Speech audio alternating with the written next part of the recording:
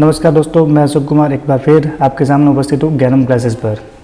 दोस्तों, कल हमने पढ़ा था शब्द परिचय के दौरान कुछ शब्द हमने पढ़े थे और उनका वर्ण विच्छेद हमने सीखा था। वर्ण विच्छेद कैसे करते हैं उसके बारे में जाना था। आज हम लोग कुछ और नया सीखेंगे। तो सबसे पहले जो लोग मेरे चैनल पर नए हैं वो सबसे पहले मेरे चैनल को सब्सक्राइब कर ले और बेल आइकन प्रेस करना ना भूले। तो चलते हैं, कुछ नया सीखते हैं। दोस्तों, हमने कुछ शब्दों का वर्ण विच्छेद किया था जो हमने पढ़े थे। आज हम वर्ण विच्छेद करेंगे उन व्यंजन वर्णों का जो कि हिंदी वर्णमाला के अंतर्गत संयुक्त व्यंजनों में आते हैं। संयुक्त व्यंजन वर्ण आ जाए यानी कि किसी शब्द के अंदर कोई संयुक्त व्यंजन वर्ण जुड़ा हुआ हो तो उसका वर्ण विच्छेद कैसे करना है वो भी सीखेंगे। संयुक्त व्यंजन वर्ण। अब संयुक्त व्यंजन वर्ण की बात करें तो ऐसे व्यंजन वर्ण जो दो व्यंजनों से यानी कि एक से अधिक व्यंजनों से मिल के बना होगा, है ना। एक से अधिक मतलब दो व्यंजन या दो से अधिक व्यंजन जुड़ के एक व्यंजन बने हुए होंगे, वो होंगे संयुक्त व्यंजन वर्ण। तो ऐसे कौन कौन से वर्ण हैं जो दो व्यंजन वर्णों से मिल के बने हुए हैं। तो हिंदी में जो संयुक्त व्यंजन वर्ण की बात करें तो ये चार है: श, क्ष, त्र, ज्ञ और स्र। अब देख लेते हैं ये किन किन व्यंजन वर्णों से मिलके बनते हैं। तो ये जो बनता है श बनता है क प्लस स से मिलके।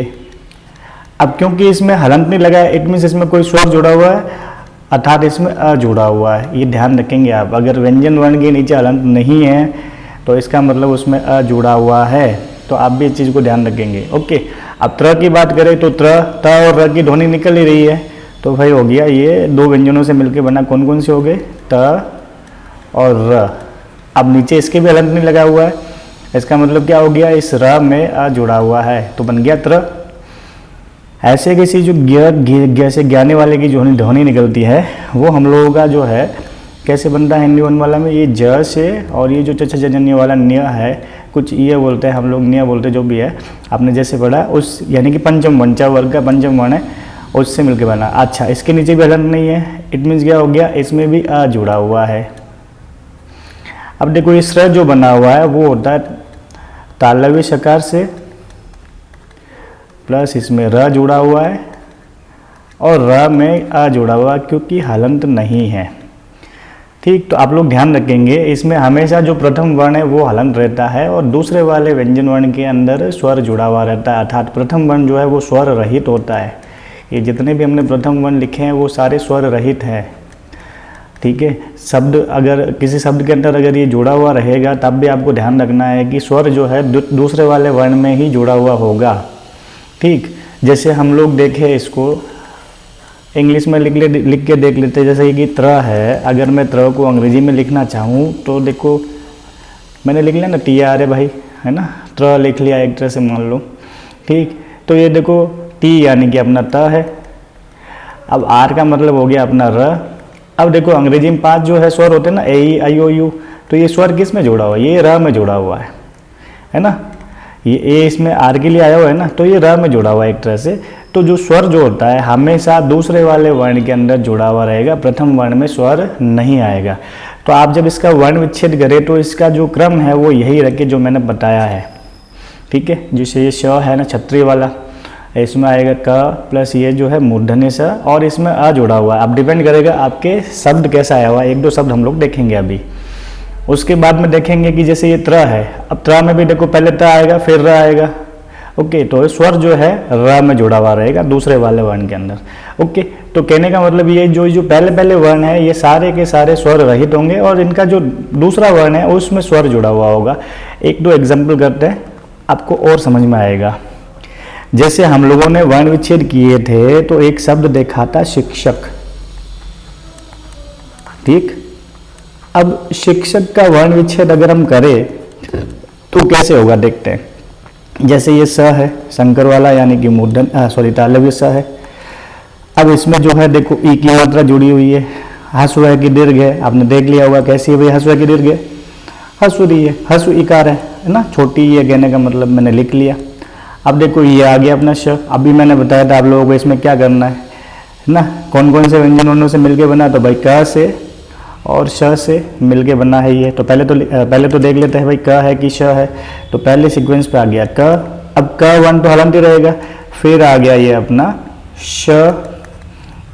ओके, तो श आया तो ये जो अ जोड़ा, क्योंकि इसके नीचे हलंत नहीं था तो अ किस में जोड़ा हुआ, क में जोड़ा हुआ था कि स में जोड़ा हुआ था, स में जोड़ा हुआ था। अब स हो गया हलंत और स के बाद में आ गया अ, स में आ जोड़ा हुआ है। ओके, अब लास्ट में अब क्या है, अपना क है और क के नीचे हलंत लगा दिया। अब यहाँ हलंत नहीं था, मतलब क में अ जुड़ा हुआ है, तो मैंने लिख लिया अ। अब देख लेते हैं एक बार और, स्त्रीलिंग बना लेते हैं इसका। शिक्षक का हो गया शिक्षिका, शिक्षिका का वर्ण विच्छेद भी करके देख लेते हैं। ओके, सबसे पहले क्या करेंगे भाई, तालव्य स, उसमें ई जुड़ा हुआ, हस्व की दीर्घ, आपने देख लिया होगा हस्व ई है। उसके बाद देखो अब ये जो श आया वो किससे बना, क से, और ये मूर्धन्य स से बना, तो लिख लो क, और ये मूर्धन्य स भी लिख लिया मैंने। इसी क्रम में रखना याद कि भाई पहले क आएगा फिर मूर्धन्य स आएगा। ओके, तो अब आपको समझ में आ गया होगा कि जो हस्व ई जुड़ा हुआ है इसमें वो किस में जुड़ा हुआ है, स में जुड़ा हुआ होगा। ओके, तो लिख लो हस्व ई। फिर आगे चलते हैं, लास्ट में क्या बचा, का बचा। तो का में लिख लिया हमने क प्लस आ की मात्रा है तो आ जुड़ा हुआ था इसमें, शिक्षिका। इसी प्रकार से जैसे त्रिशूल लिखा हुआ है, अब आपको कहा जाए कि भाई त्रिशूल का वर्ण विच्छेद करो, तो हमको पता है भाई त्र जो है त और र से मिलके बनता है, तो सबसे पहले लिखेंगे त प्लस र। अब देखो ये जो ई लगा हुआ वो किस में जुड़ेगा, मैंने कहा ना बाद वाले वर्ण में दूसरे वाले वर्ण में जुड़ेगा। तो त्र जो है त और र से मिलके बनता है, तो ये ई की मात्रा किस में जुड़ी हुई है, त में जुड़ी हुई कि र में जुड़ी हुई है, दूसरे वाले वर्ण में। और दूसरा वाला वर्ण कौन सा, ये पहला है, ये दूसरा कौन सा, र है, र में ई, कौन सा, हस्व की दीर्घ हस्व ई है। आगे चलते हैं, तालव्य स लिख लिया मैंने, है ना।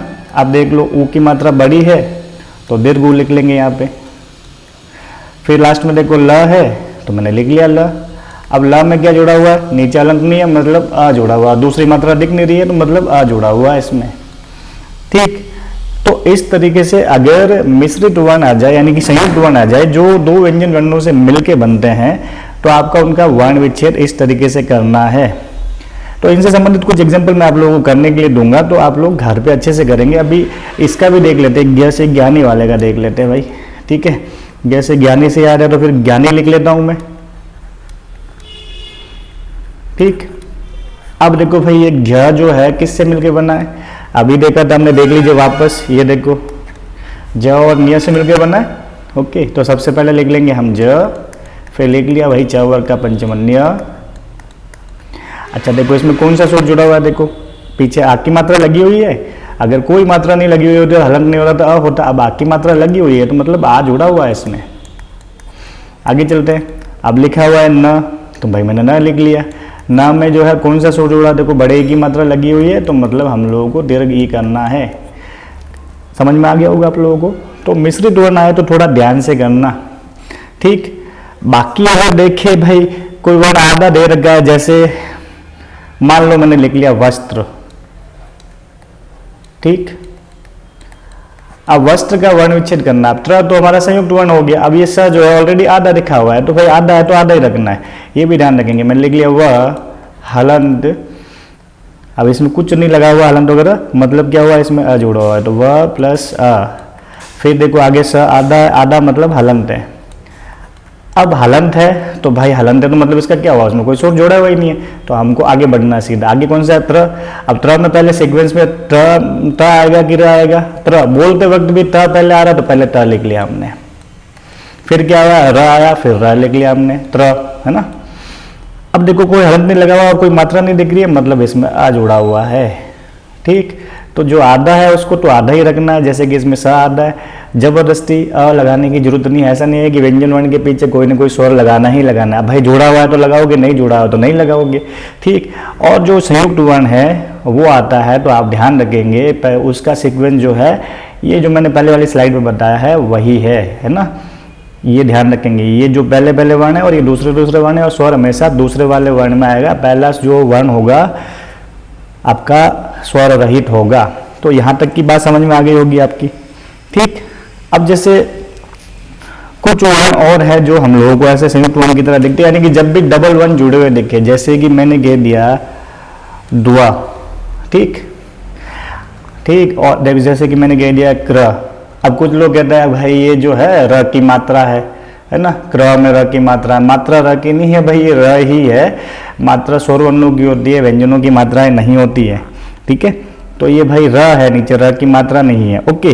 तो ये जो डबल लगा दिखता है, जैसे द के नीचे धा भी लगा हुआ दिखता है, मतलब जहाँ पे भी है ना, हा में म लिखेगा, हा में य जुड़ा हुआ दिखेगा, तो आप लोग ध्यान रखेंगे इनका वर्ण विच्छेद करते वक्त ये ध्यान रखिए, जैसे कि अब ये दुआ लिखा हुआ है, तो ऊपर वाला 1 नंबर है और नीचे वाला 2 नंबर है। तो पहले वाले जो अभी हम लोगों ने स्लाइड पे सीखा था कि जो दूसरा वाला वर्ण है उसमें स्वर जुड़ा हुआ रहता है, ठीक, और ऊपर वाला वर्ण जो है उसमें स्वर नहीं होता था। हमेशा ध्यान रखना है जो नीचे वाला वर्ण होता है ना, यानी कि दूसरा वाला वर्ण होता है वो पूरा होता है, अर्थात उसमें स्वर जुड़ा हुआ होगा, ठीक।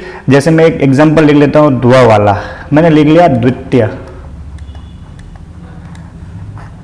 अब देखो इसका वर्ण विच्छेद करना है हमको, तो भाई द्वितीय लिखा है, तो अब देखो द शुरू हो रहा द से, अगर हम लोग इसको ऐसे लिखें अंग्रेजी में, मान लो सिर्फ जानकारी के लिए बता रहा हूँ द्वितीय, तो आपको दिख रहा है जो आई है वो डब्लू पे जुड़ा हुआ है, यानी कि प्रैक्टिकली व के लिए जो आया हुआ है, तो इसमें वह पूरा है, कहने का मतलब नीचे वाला वर्ण पूरा। 1 नंबर कौन सा है, 2 नंबर कौन सा है, 1 नंबर पूरा, 2 नंबर नीचे वाला, नीचे वाला वर्ण जो है वो पूरा होता है, स्वर जो जुड़ा हुआ होता है, जो उन दोनों संयुक्त वर्ण के ऊपर जो स्वर दिखाई देता है वो जो है नीचे वाले वर्ण के लिए अर्थात दूसरे वाले व्यंजन वर्ण के लिए यूज होता है, उसमें जोड़ा हुआ होता है। इसका वर्ण विच्छेद क्या होगा, द्वितीय है।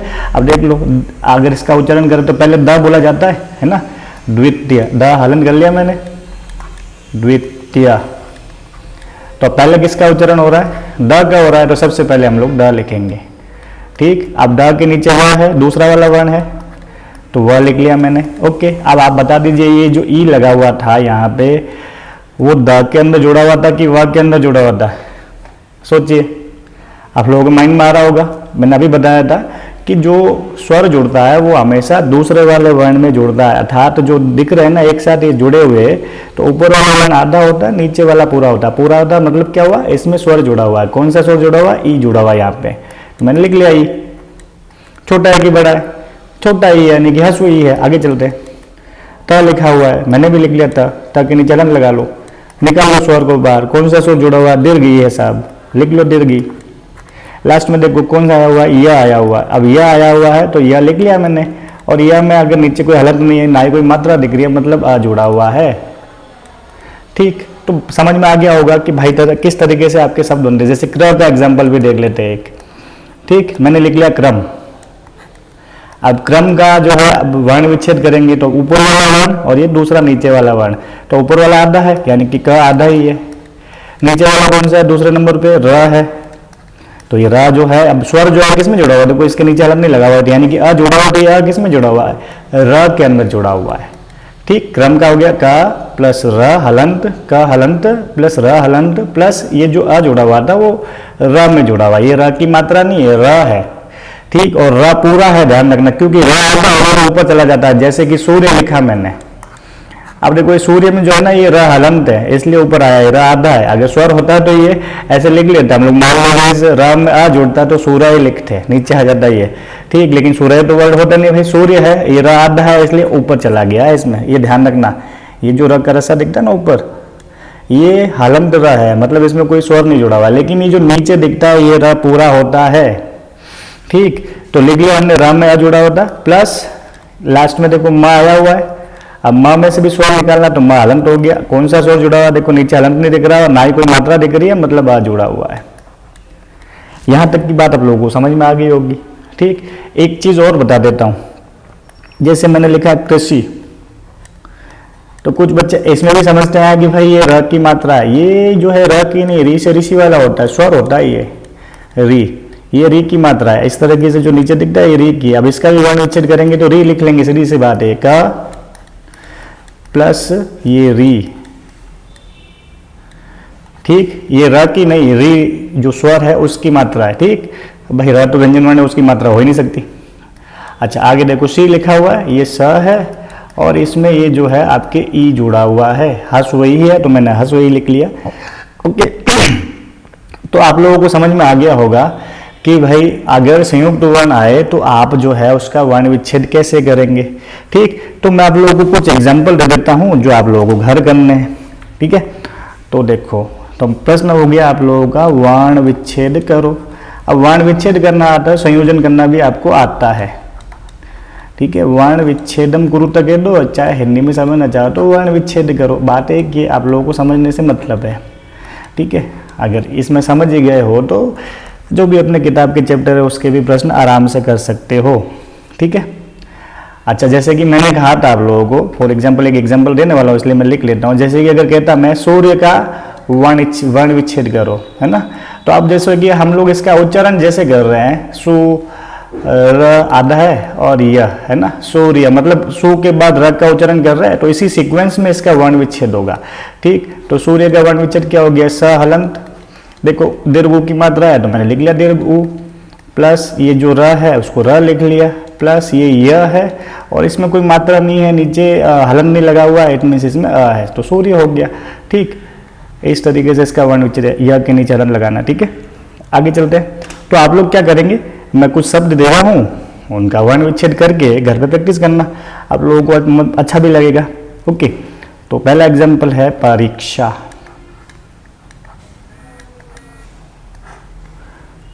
फिर लिखना आप, दूसरा एग्जाम्पल हो जाएगा आपके कक्षा। मिक्स दे देता हूं, आप खुद ही सोच सोच के करना।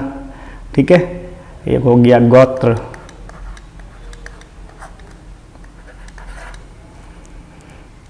एकत्रित,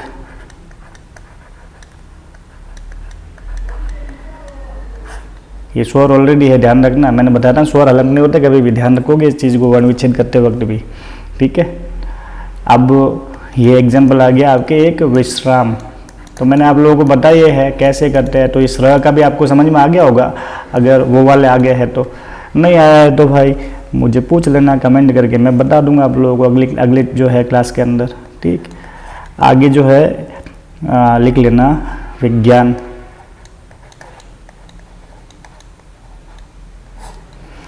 ठीक है, फिर जो है मैं इधर लिख लेता हूँ 7 नंबर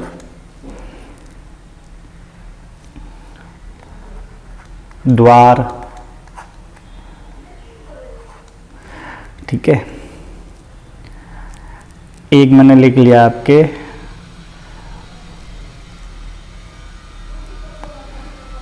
ट्रेन। अब देखो, अब ट्र वाला मैंने नहीं बताया लेकिन आपको समझ में आ गया होगा ना, ये एक नंबर वर्ण है ट और दूसरा र है। ठीक, तो कौन सा पूरा है कौन सा आता है खुद ही सोचिएगा, करिएगा। नहीं आता है अगली क्लास में आप लोग मुझे बता देंगे, मैं बता दूंगा आप लोगों को वापस। ठीक, क्रमबद्ध,